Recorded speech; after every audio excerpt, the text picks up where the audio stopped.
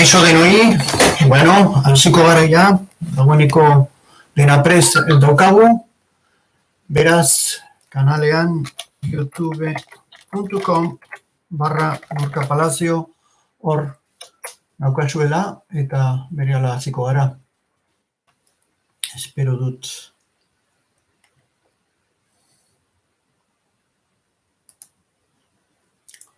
Ja bai.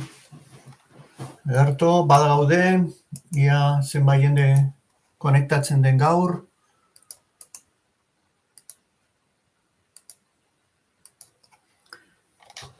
Zenean, ja.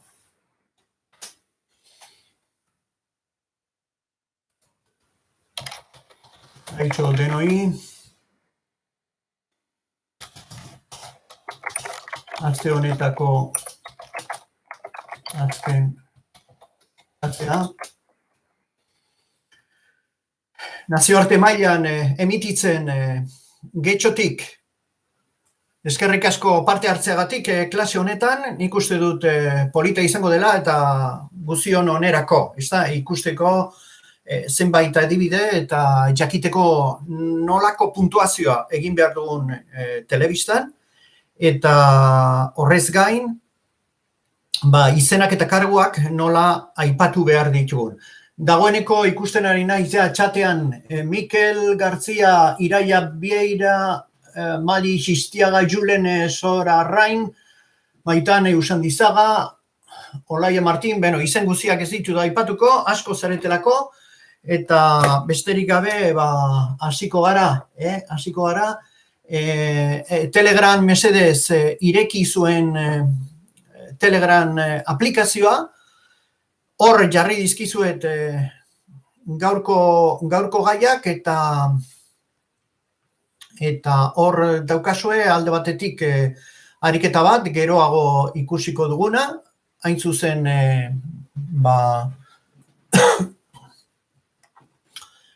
ospitaletako kopuruari buruzko informazio bat jarri dizuet. Gero beste alde batetik, mesedez, beste betile batean ireki, klik egin zuen Firefox, zuen Brave horretan, Brave nabigatzailean, eta ireki public.site, edukitzeko informazio hori, puntuazioa, izenak eta karguak, nik ere nire beste pantailan badaukatia prest hori, ikusi alizateko eta komentatzeko. Ariketak geroago egingo ditugu, hasiko gara gaiarekin. Public.site eta lotura, egia esan, jarriko dizuet hemen ere, badaz, egian batek ez dauka Telegram momentu honetan, eta hor lotura daukazuela, gogoratu, public.site horretan, zuen gaiak idazten dituzuela, eta dirua irabazten duzuela. Egun on denoi, ondo entzuten nauzue? Ja, batek esaten duen, baietz, ondo entzuten da, bai, ez da, suposatzen dut, badazpada, esaten dute, ja, Madik eta Unaik esaten dute Jonek eta guziek, baietz, ederto. Public.site horretan jarri dizue puntuazioa, izenak eta karguak. Ados?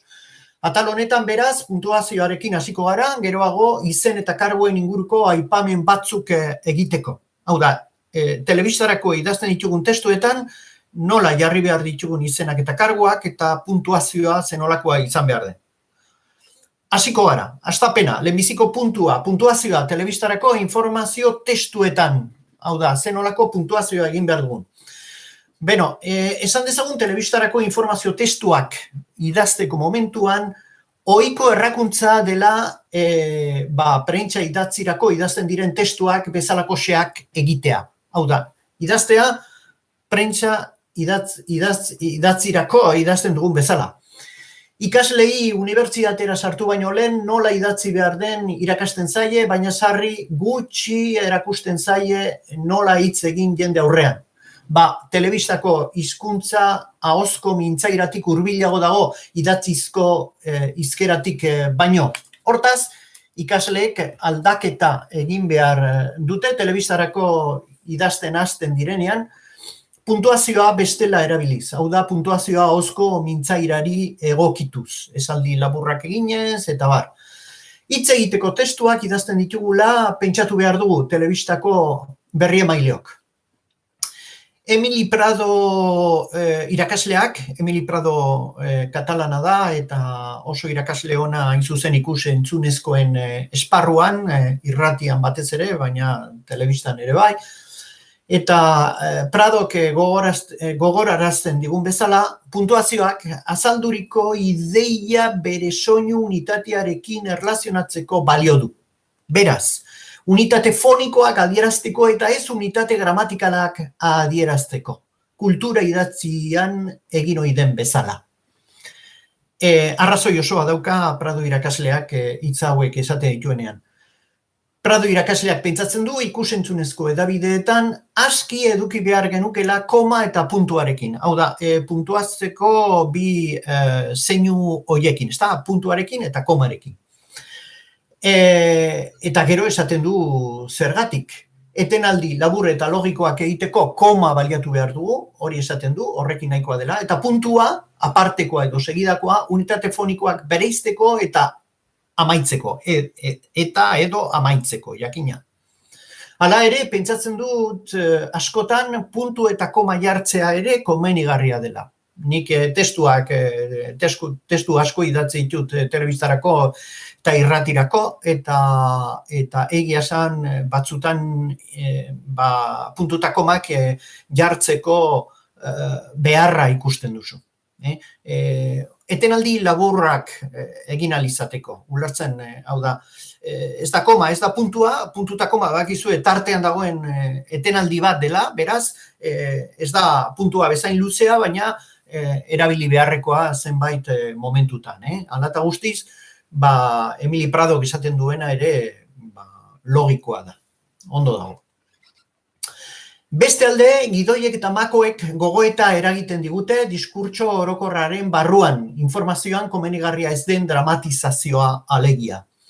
Telebistako albisteak idazteko unean, komenigarria da parteko bi esaldi egitea, perpaus bakoitza bere balioarekin doalarik. Deskodifikazioa bapatekoa dela kontutan hartzen badugu, entzuleari alegintxo bat eskatuko genioke. Entzuleak beti emanen ez digun mesedea alegia. Beraz, gauzak errazki jarri behar dizkiogu entzuleari. Beste erremediorik ez badago, ondorengoa eduki behar du gogoan. Zenbat eta hitz gutxiago, hobeto. Eta hitz ulergarriak. Dena ulergarritasunaren alde. Hau da, horren favoretan egin behar dugu, guzia edo idatzi behar dugu gure testua telebistan. Komatxoak ezin erabil daitezke. Bueno, nik komatxoa erabiltzen dut, edo komilleak ere erabil daiteke, badakit gero hitz asmatu bat erabiltzen dela hortik kakotxe izenekoa, edo, bueno, hitz berriak esaten direnak, ez da? Baina, badakizue, nik nahiago ditu dela, tradizioan izan diren hitzak, eta horrexatik koma esaten dut, hizkuntza gehienetan esaten den bezala, ez da? Bueno, komatxoak ezin erabil daitezke, zeren bestela, ahotsa aldatzen ondo jakiteko sabelistunak izan beharko bai ginateke. Beste pertsona baten esaldi bat esan nahi dugunean. Sabelistuna badakizu zer den, pertsona horiek dira, hain zuzen, sabela erabiltzen dutenak, eta panpinatxoak erabiltzen dituztenak, hitz egiteko, ez da. Telebistan, letra mota ezin alda daiteke. Ez da kurtsibaz edo beltzean ipini ere, hala ere, badugu zerbait oberik, ebakiak edo lekukotzak. Hauek ez baleude gure errekurtsoa zeharkako estiloa litzateke. Adibidez, erlatibozko esaldi bat, hor kakotxak ipini ditut eta la esan du. Erlatibozko edo konpletiboak, parkatu, kasu honetan, konpletiboak diren esaldiak, zeharkako estiloa burutzeko alegia.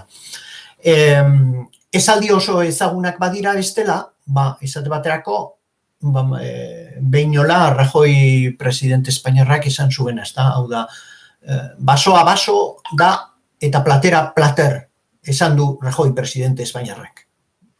Adibide bat ikus dezazuen. Basoa baso da eta platera plater, esan du Rajoyk. Ikusten duzue, hor nik esateko moduan jarri dudala testu hori eta enfasia ipini dudala. Esateko Rajoyren hitzak direla eta ez nireak. Hor dago gakoa gauza kontatzen ditugunean. Hortaz, esaldiak edo laburrak edo esamoldeak direnean, esaldiak oso laburrak edo esamoldeak direnean, eta herritarrek ongi asko ezagutzen dituztenean, posiblea da ahotsa apur bat bortxatuz esaldi ulergarriak esatea kakotxak izango bagenitu bezala. Bestela ez, bakarrik nahiko ospetsuak diren esaldietan, Rajoyk horrelako esaldi asko esan zituen, eta orduan mundu guztiak ezagutzen dituenez horregatik. Beste pertsona baten zerbait aipatzen dugunean, aipuaren hasiera eta amaiera argiki uzten dituzten hitzezko errekursoak erabili behar ditugu. Esate baterako, hau guzti hau izan da Urkullu lehendakariak prentsaurrekoan esandakoa. Edo, hauexek dira hildako eta kutsatuen kopuruak nazioarte mailan gaur arte. Adibide batzuk ipintzearren. Irakurketa ondo tasutzeko, arnazketa albideak edo posibilitateak hartu behar ditugu aintzakotzat. Eta baita, irakurketari eman nahi diogun intentzioa ere, noski. Ondoren, 3 aholku jarriko ditugu. Hemen eten alditxo bat egingo du, ikusteko txata nola dagoen. Iñaki Mendozak ventrilokoa esaten du, hori da, zabeliztuna ventrilokoa da, ondo asmatu du Iñaki Mendozak. Olatz Zendagorta Galartzak esan du egunon, bai, Olatz ere sartu da, ondo. Ander Alonsok ere egunon, Sara. Guztiak ja altxatu zarete oetik, jaiki zarete eta prez klasera joateko, horrezatik, oain klasean gaude, gogoratu, YouTubetik emititzen zuzenean, baina lasai, segero hau grabaturik geratuko da, birpasatu ahal izateko. Hortaz, hori bai, ariketak edukiko ditugu laster, eta horrezatik ernegon,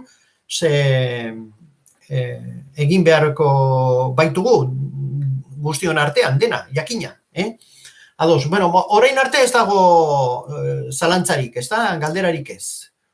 Oso ondo, 1000 esker, Iñaki Mendozak ere 1000 esker, esaten digu, oso ondo, esker honekoa zara, Iñaki, behionda izula, ondo.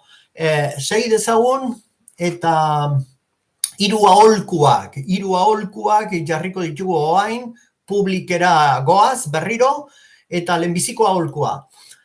Sarritan, mekanikoki irakurtzen duguna, bestela irakurtzeko, beste intentzio bat emateko edo ondo ahoskatzeko, testuan ebakiak egin ditzakegu.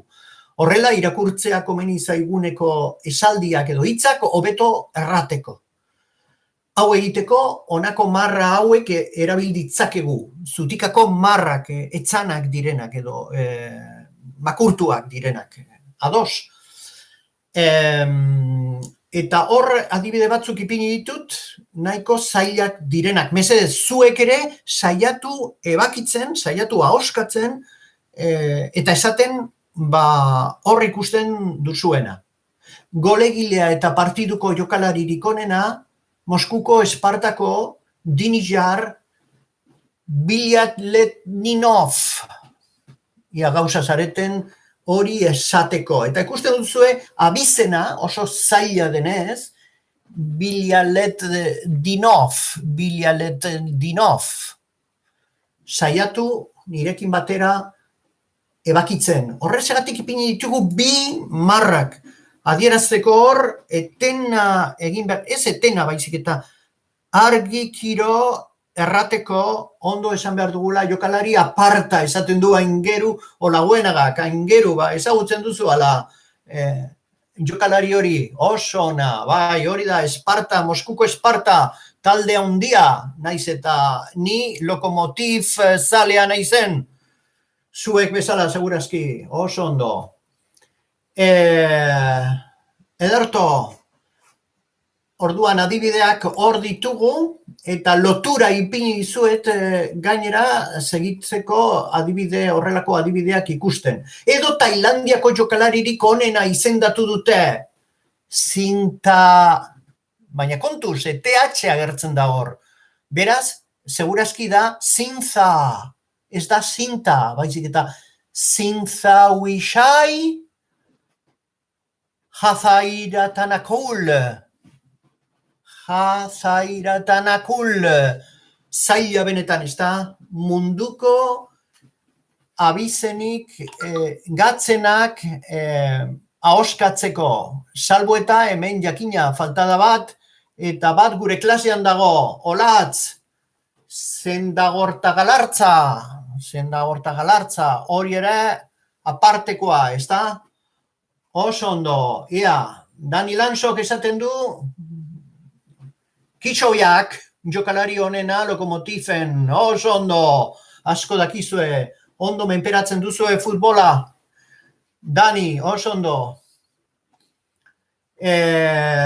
Tailandiakoa bai, Daniel Baiestak galdetzen du nongoa den, Tailandiako talde batean dago jokatzen, hor lotura jarri dizuet, ikusi nahi baduzue, hain zuzen, munduko jokalari izen zailenak bildu dituzte, berrien mailiok praktikatu alizateko amino apps izeneko web-ean. Hor kontsultatu alduzue, klik egin, eta hor ikusiko dituzue, horrelako futbolari batzuk, hain zuzen, munduko abizen edo deiturarik luzenak eta zailenak, ahoskatzeko gatzenak dituztenak.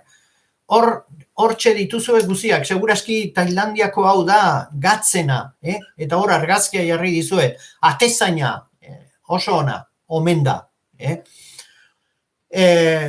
Segi dezagun, bigarrena, erranai berezia duten hitzak azpimarratzea. Esaldian eragin komunikatibo gehien duten hitzak azpimarratu alditu. Esate baterako, Xibite presidenteak esan duenez, Nafarroko Foru Komunitateak bihar goizean jada ukanen du aplikazioa COVID-19 virusaren detektatzean laguntzeko. Eta kontura zaitezen mesedez esan dudala Xibite. Ez dut esan Txibite. Eta ez ubez. Bez eta isaz. Hau da, naiz eta berak idazten duen, berak nahi duen bezala, eta orduan, Maria Txibitek, Zientroniko herriko presidenteak, naiz eta berak horrela idatzi, euskeraz, Zuberoako abizena baita, euskeraz, CH hori da isa, beraz, Xibite esan behar genuke. Ados? Beraz, Xibite presidenteak esan duenez, Nafarroko Foru Komunitateak bihar goizean, eta bihar goizean hor azpimarra ipin genezake. Ariketa da, hain zuzen, galdetzea zuei, non ipini behar dugun hor enfasia. Eta enfasia galdegaian jartzen da. Horrek esan nahi du, justu aditzen on dagoen, ukanen du aplikazioa, edukiko du aplikazioa. Eta aurretik zer datorren, hor dago galdegaia eta koska. Bihar goizean jada. Beraz, bihar goizean jada, ukanen du aplikazioa COVID-19 virusaren detektatzean laguntzeko. Ulertzen, adibide bat ipintzearren. Hor, azpimarratu behar duzuena, nik ere azpimarratuko dut, lasai, beste bertso bat egingo dut, eta lotura berria pasako dizuet. Eta hirugarrena, esaldi laburrak eta luzeak egin, irakurtzerakoan, arritmia sortzen laguntzeko. Arritmia ona da. Nola lortzen den? Esaldi laburrak eta pixka bat luzeagoak. Laburrak, luzeagoak. Beti tartekatuz. Ados, beste aukera bat da. Eta bukatzeko, hirugarren aholkua. Ez hirugarren aholkua ere, ja, esan dago, hori da. esaldi laburrak eta luzeak egin, arritmia sortzeko. Era horretan testuak errazago iristen dira. Ados? Bueno, eta puntuazio alde batera utzita, ez dakit galderarik daukazuen, badazpada begiratuko dute hemen txatean jendeak zer esaten duen. Xabier Ugartondo ere sartu da, haupa, bai, eskerrik asko, egun on guztioi, Xabier, Dani Baiesta, Dani Inigo, guztiak zaudete barruan, onintzak galdetzen du zer egin oso azkar hitz egiteko ohitura baldin badugu. Galdera ona, zer egin fonetika laboratorioa daukagu unibertsitatean, gure fakultatean, gizarte eta komunikazio zientzien fakultatean, fonetika laboratorioa daukagu zuek hobeto ahoskatzeko. Eta hor irakasten zaie, badago irakasle bat, hain zuzen, irakasteko nola irakurri behar diren testuak eta zenolako abiadura eraman behar dugun. Ados, oso galdera ona, espero nuena, onintzak egin duena. Batzuek, zuetako batzuek oso harinegi hitz egiten duzue, beste batzuek ostera oso motel, oso geldiro, hain zuzen egiten duzue hitz. Eta ohitura batzuk beraz komeni da aldatzea. Horretarako fonetika laboratorioa da errezena eta horretarako dago. Galdetzen duzue fakultatean, ze garai batean zegoen edifizio eraikin zarrean, baina orain egia esan ez dakit non ipini duten, agian behan dago. Segi dezagun, eta guain pasa gaitezen bigarren partea ikustera, izenak eta karguak. Beno, jazueretako protagonisten edo gertaeretako protagonisten izen deiturak, izen abizenak, notiziaren parte garrantzitsua dira. Pentsatu normalean albiste gehienetan agertzen dela pertsonaia bat, pertsona herritarra, ezaguna edo ez ezaguna izan daiteke. Baina informazio askotan hori gertatzen da, gaur ikusiko dugun bezala. Izenek pertsonalizatu egiten dute gertaera, hurbildu egiten gaituzte eta zelanbait sinesgarritasuna ere ematen digute, ezta. Hori dela eta pertsonaia edo protagonista oso ezaguna ez denean, izen deiturak esatea komeni da. Protagonistak oso ezagunak direnean, albistearen hasieran aipatzea komeni da. Zeren horrela entzulen arreta lehen unetik gurekin edukiko baitugu, izenek interes handia sortzen dutelako. Izen deiturak erabiltzeko zailak direnean, badago beste posibilitate bat, mako edo parentesi artean jartzea ebakera zuzena. Eta hori ere komenigarria da, batez ere, lehenbiziko aldia ahoskatu behar baldin baduzue. Abizen bat, edo dena delakoa, izen hori. Beraz, gutxienez, lehen aipatutako zutikako marra makurtuak ipin daitezke, erne ibil gaitezen ahoskatzeko momentuan, edo, esan bezala, mako artean, parentesi artean ipini. Esate baterako, hor adibide bat jarri izuet, public.site horretan, webgunean, eta adibideak honela dio. John Paul bigarrena izendatu dute aita santu orain 2 ordu, hau da. Karol Josef Wojtyla agertzen da Poloniako abizena, deitura hori zaila da, ikusten baduzu lehenengoz, jota bat ikusten duzu eta hor jendea zer esan jakin gabe geratzen da, eta mako artean ipintzen badugu nola oskatu behar den, Wojtyla, primeran geratzen da dena. Ados, hortaz, lehentasuna ahoskerari emango diogu. Eta ez idazteko formari.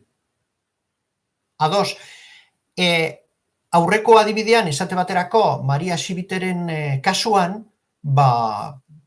telebistarako horrelako testu batean, legoke txarto, idazten badugu isaz, gogoratzeko Xibite, naiz eta CH idatzita egon, gero xibite ipini behar dugula. Beraz, apurtzea, deiturak apurtzea eta ipintzea guk nahi bezala, hori ere posiblea da testuetan, bai irratietan, bai telebistetan. Beste alde, protagonistak kargu bat baldin badu, kargua aipatu behar dugu izena baino lehenago. Esate baterako, adibide bat jarri dizuet, hain zuzen, CoinGeek enpresarekin zerikusia daukan albiste batekin. CoinGeek enpresako presidentea den Calvin Ayre esan duenez, Bitcoin SV da etorkizuneko txanpona. Lehenbizi enpresa aipatu dut, CoinGeek enpresa. Eta gero nor den protagonista, hau da, hitzak nok esan dituen. Kasu honetan, Calvin Ayre izeneko herritar bat, ezta? Esaten badugu alderantziz, hau da, Calvin Ayrek, CoinGeek enpresako presidenteak, hor ikerketak egin ditugu eta asko hobeto geratzen da lehenbizi enpresa ipintzen badugu eta gero kargua eta pertsona. Kasu honetan ez da ezaguna, jakina. Baina, pertsonaia oso ezaguna denean, ez da beharrezkoa kargua aipatzea, ez da izena ere, deiturarekin nahikoa baitugu. Lehen aipatu dugun bezala, Rajoy esate baterako. Sánchez esaten badugu, nola Sánchez oso abizen datua den, komeni da Sánchez presidentea esatea. Horregatik telebistan informazio saioetan behin eta berriro entzungo duzue hori. Sánchez presidenteak esan du, ados, edertu. Izena ahoskatzeko zaila izan ezkero, edo pertsonaiak kargu bat baldin badu, hobe da kargua aipatzea izena baino. Izena baino, lehenago, esaten zuk, kargua baino, dinot, izena ahoskatzeko zaila izan ezkero. Pertsonaiak kargu bat baldin badu, hobe da kargua aipatzea izena baino.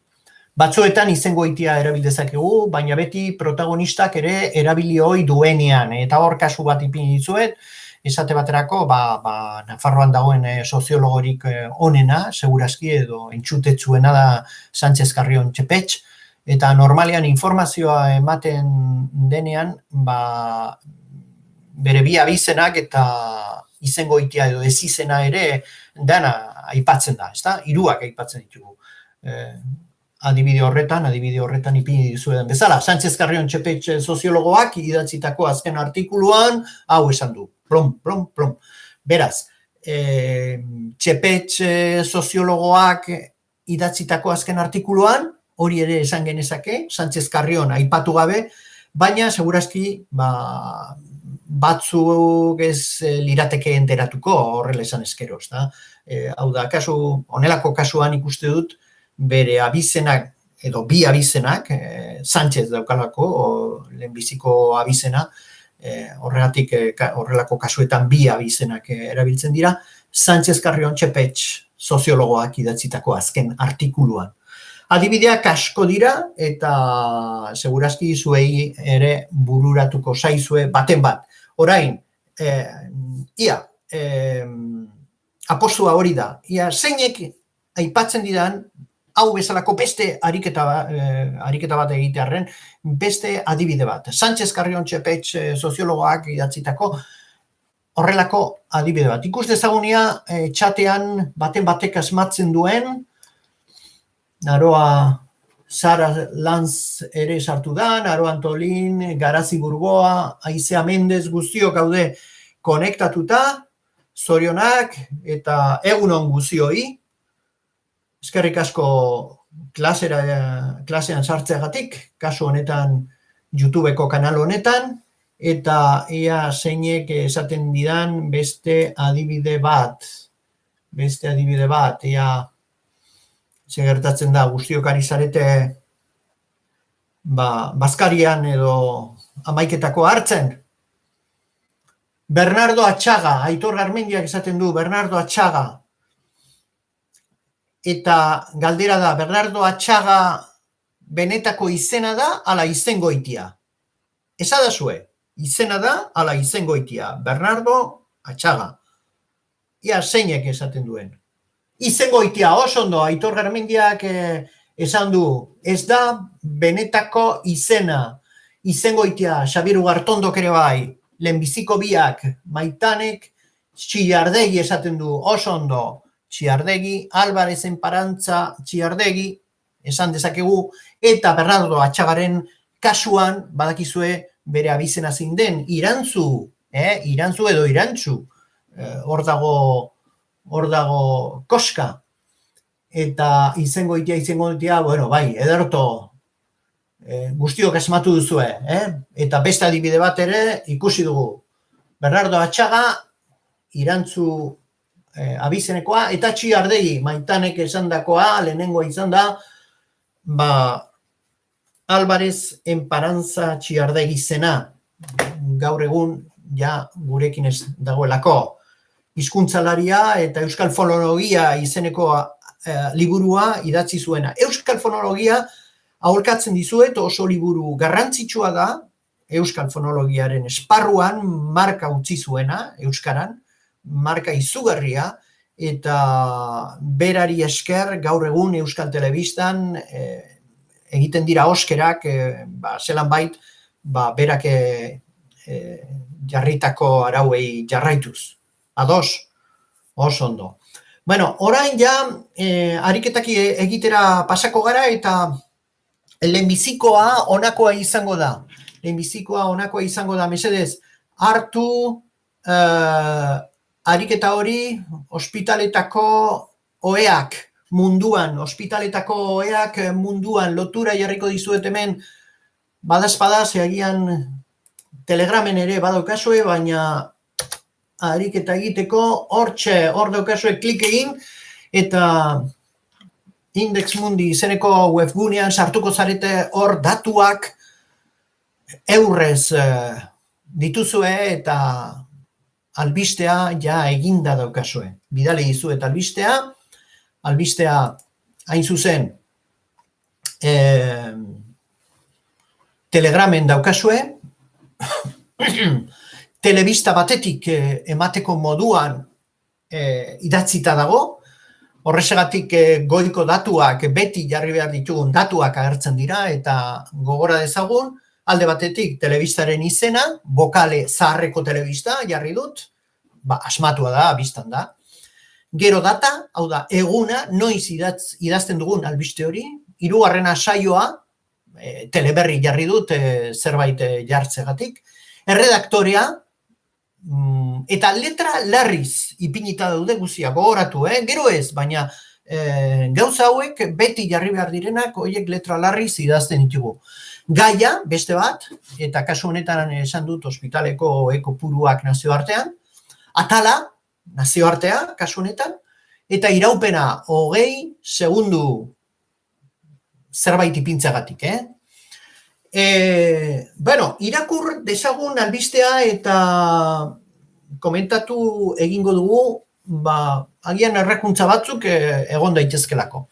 Eta albisteak holan dio, eta mesedez nahi nuke zuek kronometratzea, jakiteko zehatz-mehatz ia 20 segundu horiek diren ala ez. Ados, ze errakuntza guziak aipatuko ditugu notizia honetan daudenak.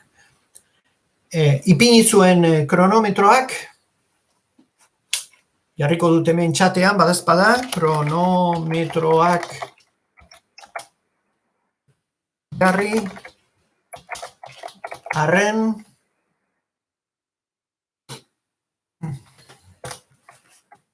mesedez, kronometroak hartu, Amaia Balentziagak txirrita ere esaten du, txirrita bertsolaria, oso ondo. Amaia, orain, mesedez, bokale zaharreko telebistatik eman behar dugun albiste hartu, gainontzeko bezala, utzi aparte gosaria eta segi klasearekin, mesedez, jarrain azazue,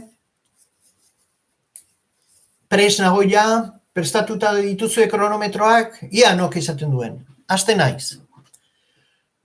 Koronavirus txinatarra dela eta osasun arloko gaien estadistikak garrantzia handia hartu du. Monako, Japon eta Ipar Korea dira munduan 1000 biztanleko ospitaleko kopuru handienak dituztenak. Herri horietan 13 eta kats ohe daude 1000 biztanleko. Europan, Alemania da rankinean hobetoen salkaturik dagoen nazioa 8,3 oherekin.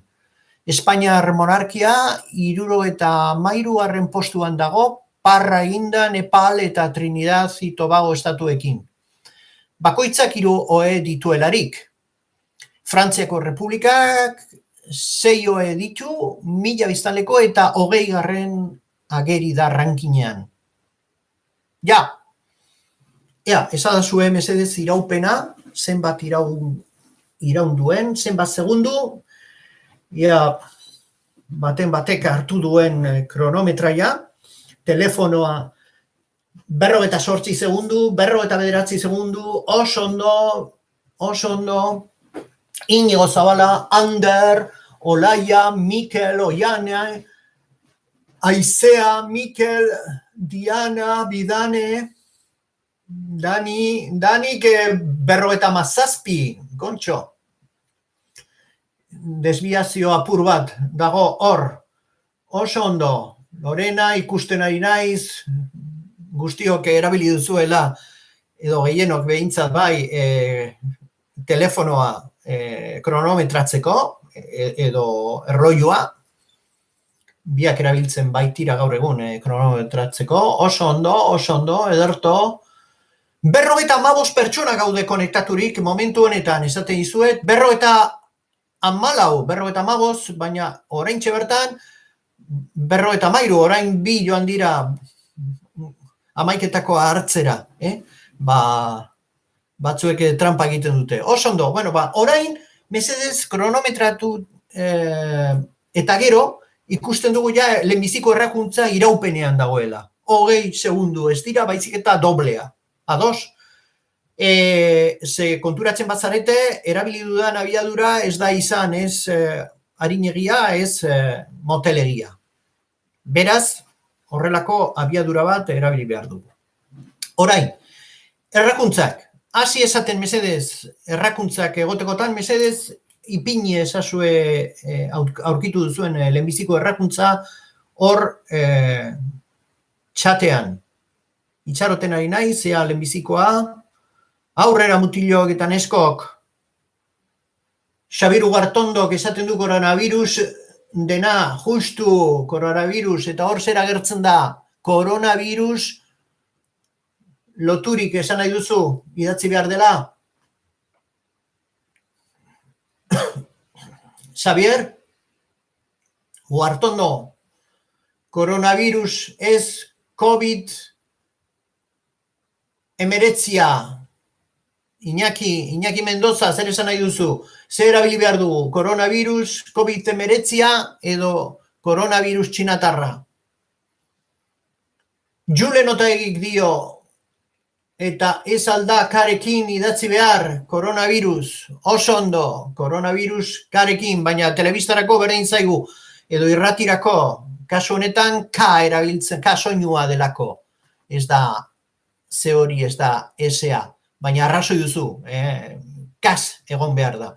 Eta importantea dena, inok ez dit esan momentuz, inok txinatarra da, Inigo Zabala oso ondo, azkenean batek lortu du, ondo Inigo Zabalak, hori Trumpen hitzak dira oso ondo, puntu bat Inigo Zabalarentzat, ezin da erabili koronavirus txinatarra, nazioarte mailan dagoen osasun erakundeak, behin eta berriro aipatu du ezin dela erabili koronavirus txinatarra edo virus txinatarra Donald Trumpek esaten duen bezala.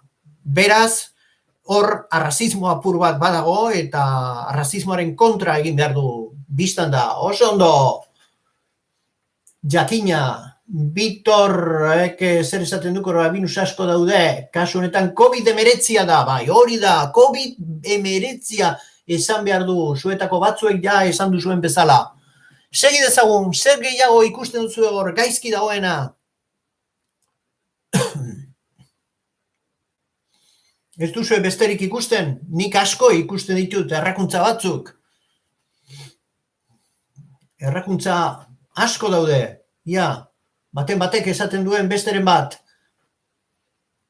Animo, aurrera, zenbakiak ez dira idatzi behar, osondo, Mikel Garziak esaten duenez, zenbakiak hor esate baterako, zer esango dizuet, 1000, mila uste dut bietara agertzen dela, batzutan zenbaki arabiarrez eta beste batzutan letraz. Beraz, letra erabiltzen badugu, hobeto. Herri hoietan 1000 agertzen da letraz idazten badugu, hobeto, 11, batez ere hori derrigorrezkoa da, 11 letraz idatzi behar dugu. Zer gehiago ikusten duzue? Aizea Mendezek parkatu dino zenbaki altuak idatzita egon behar dira. Oso ondo. Segi, beste gauzarik, zer ikusten duzue hor? Estadistika, begiratu estadistikari, badaukazu estadistika, begi gainean daukazu eta malez estadistika hori, eta begi aurrean eduki behar zenukete. Begiratu arren estadistika. Badago errakuntza bat oso importantea dena, oraindik inok esan ez didana.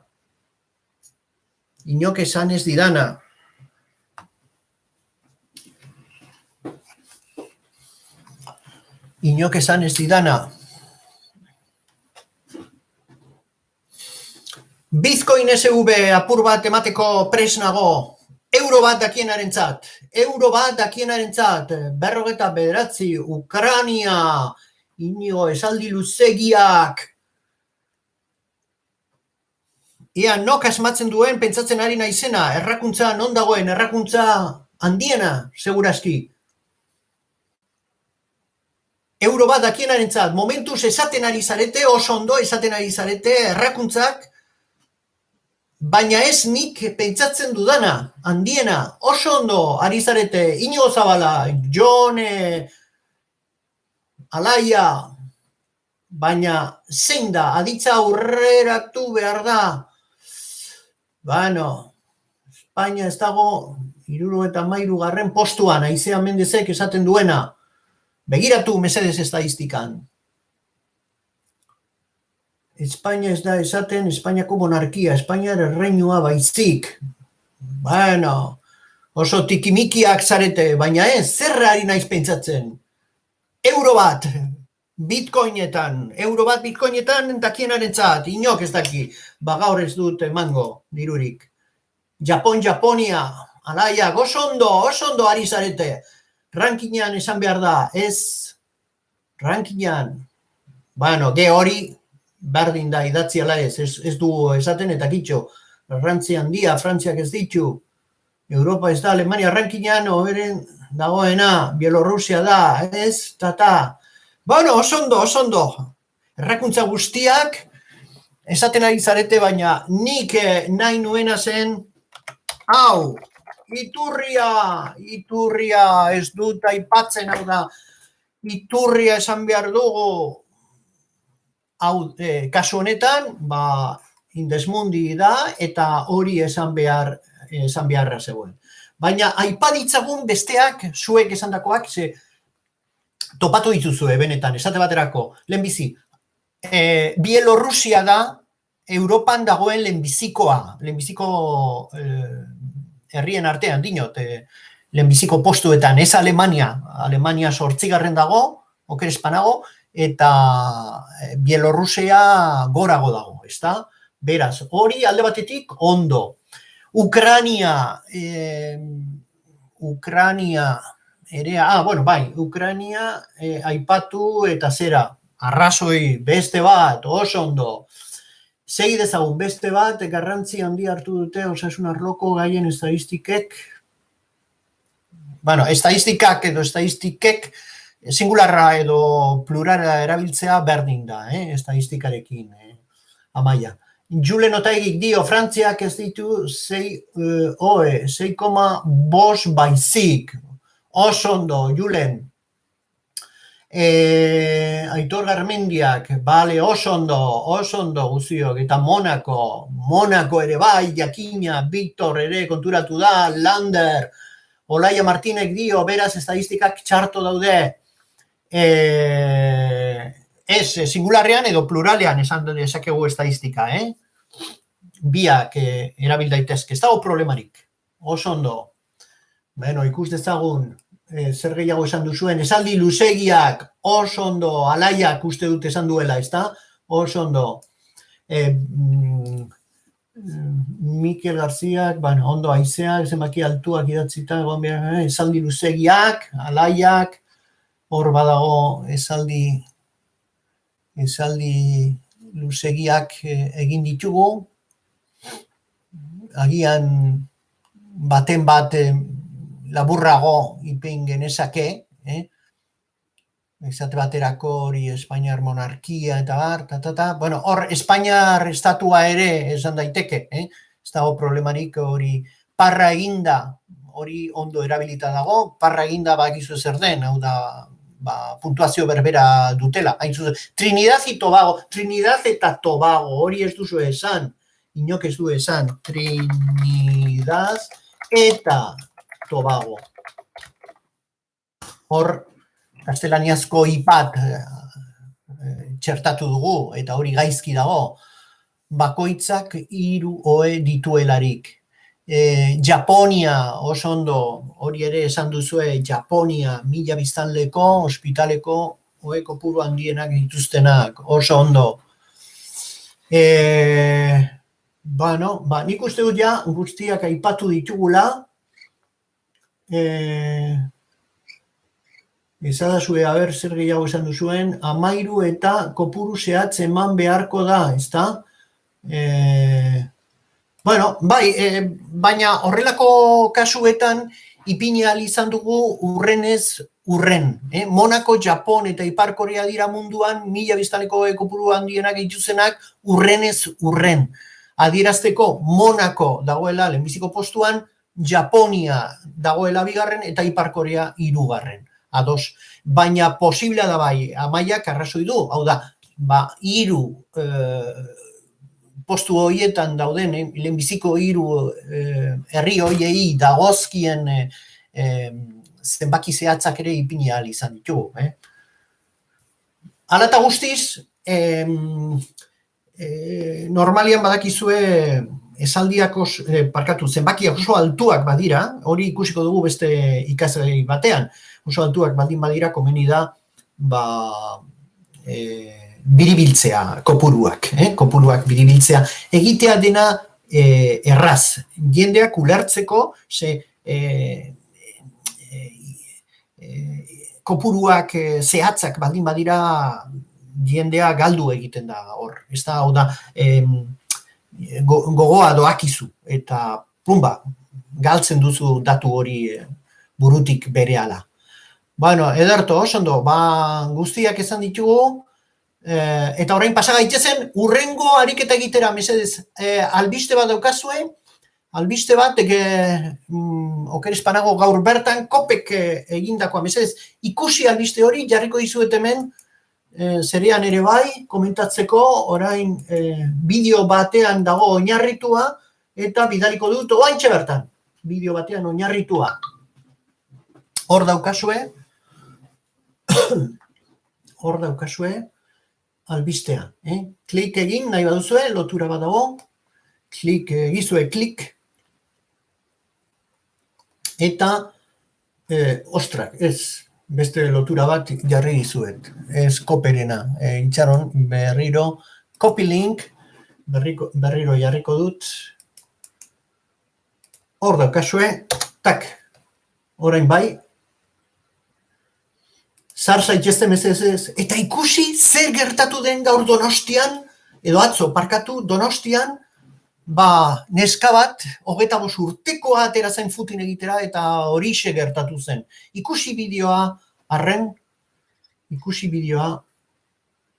eta komentatzeko da eta. Ni ere orain momentu honetan ikusten ari naiz. Irudiak hor daude.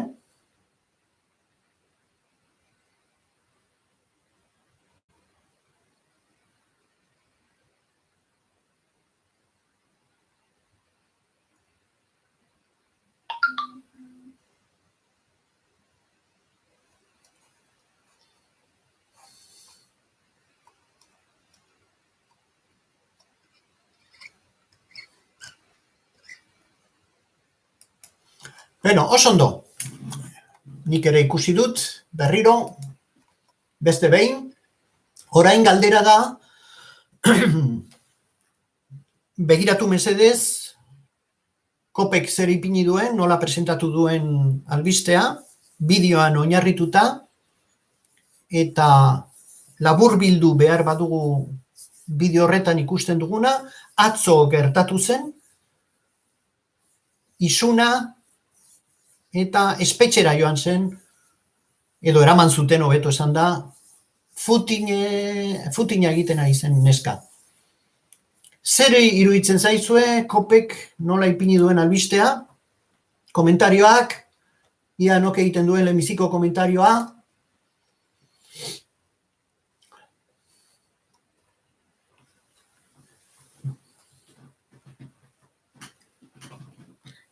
Halapa, atzo posiblea zen footing egitea,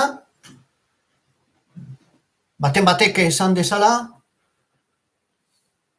ez dakit debekatuta zegoen, ala ez, nire naiz enteratu, ez bai naiz atera etxetik, Iñigo Zabalak esaten du ezetz, Aizeak ezetz, Mikel Garziak ezetz, Ondo Guztiok esaten duzu ezetz, baina nola dakizue ezetz, ezin zela atera kalera footing egitera. Nola enteratu zarete?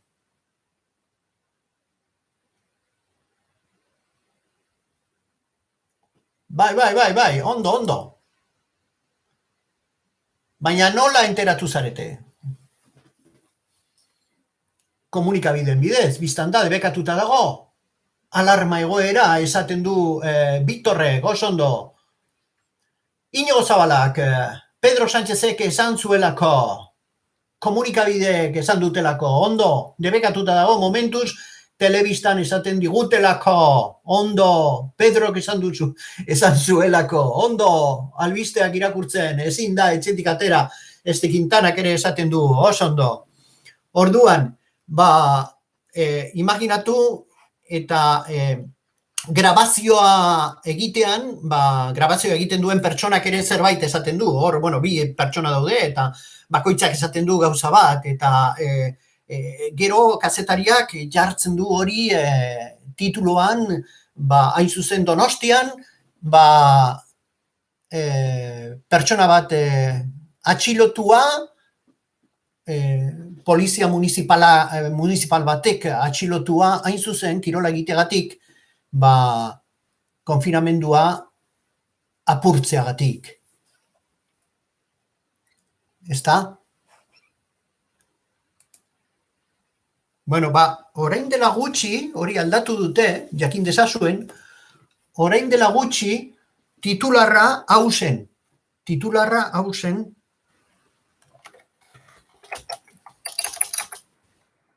Detenida por agredir a la policía.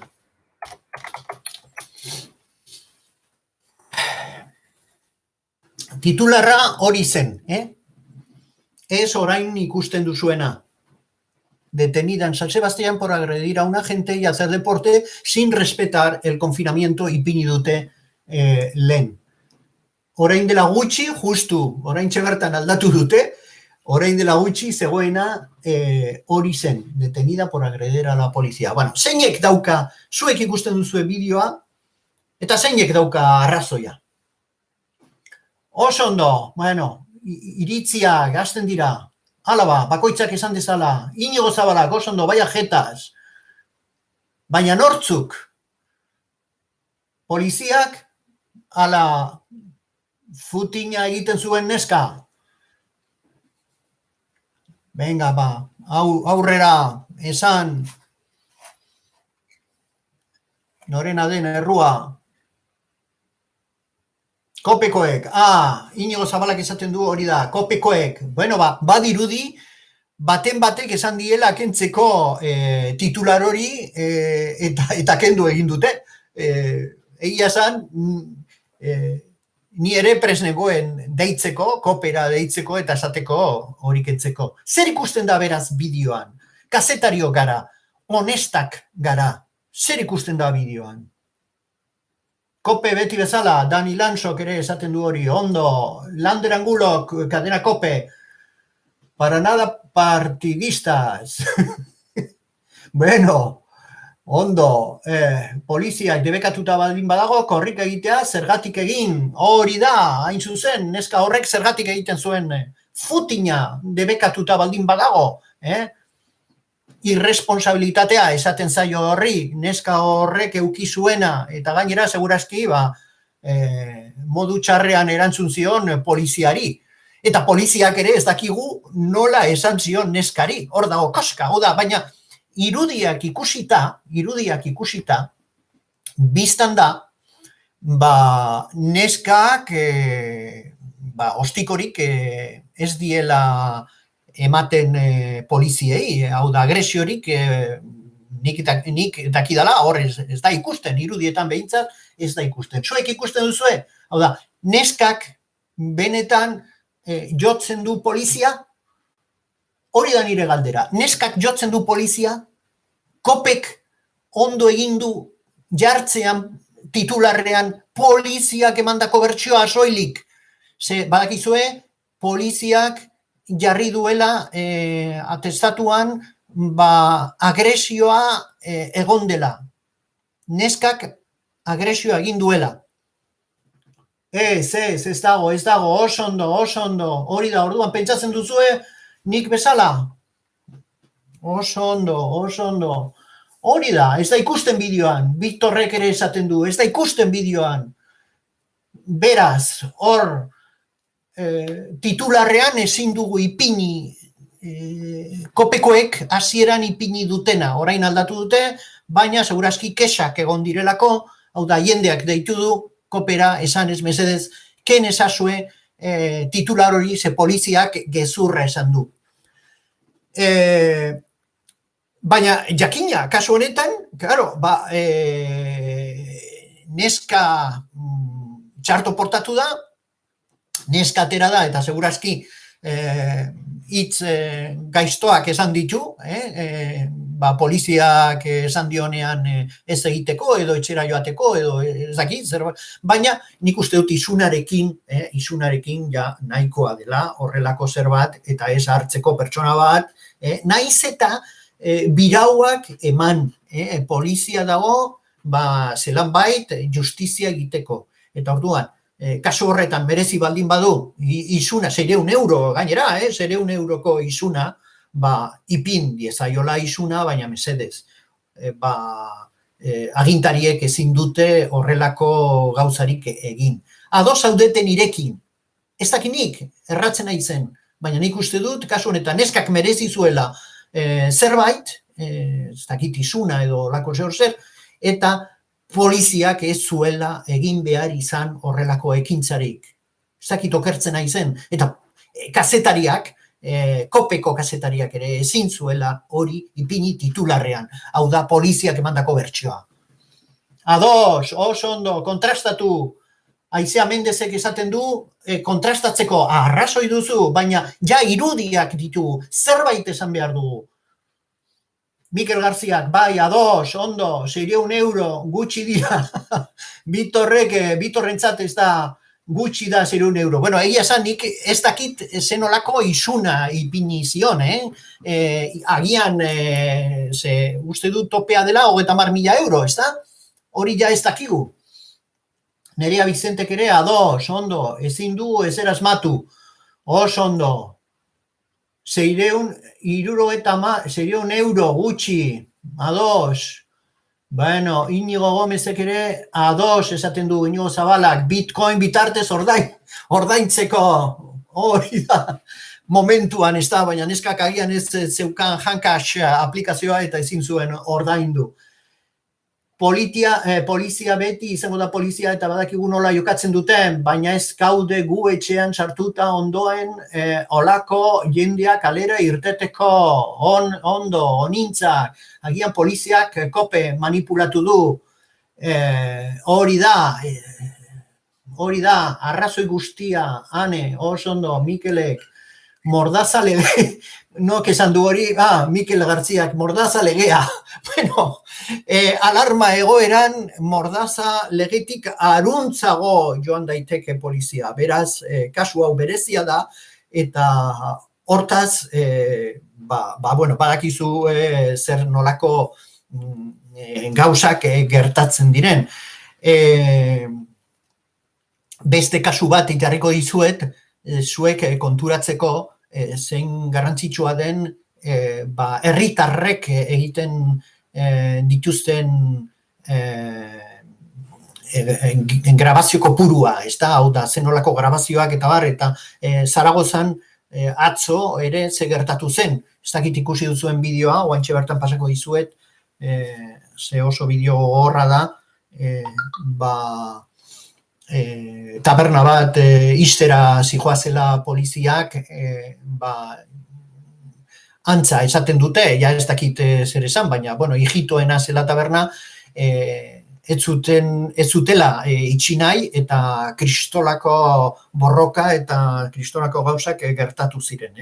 Horrelako zerak, bueno, bidaliko dizuet telegramen bidez zuek ikusteko, ze bideo hori luzetxoagoa da, eta ja 12 dira, laster ja amaitu behar dugu. Hortaz, ikasi duguna, birpasatzeko, batez ere azkeneko bideo honekin, biztan da, justuak izan behar, zuzenak izan behar gara. Eta kasu honetan bideoan ikusten dena, hor, bueno, alde batetik dago neska bat futina egiten dagoena, eta hori ezin da egin, ez da solidarioa elkartasunezko zer izpi bat ere ez dauka neska horrek, seguraski jakingo zuen, badago este posibilitate bat, jakina, gu ez gara epaileak, agian neskak esaten du, ez zekiela, eta bera aterazela futina egitera, eta dena da posible mundu honetan.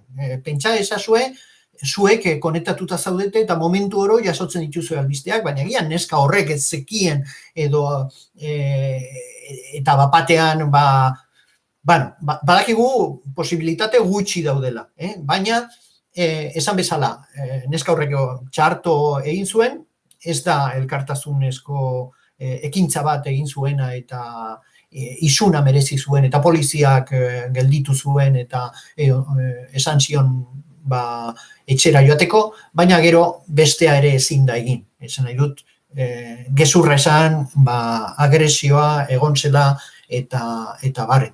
Ados. Bueno, besterik ez,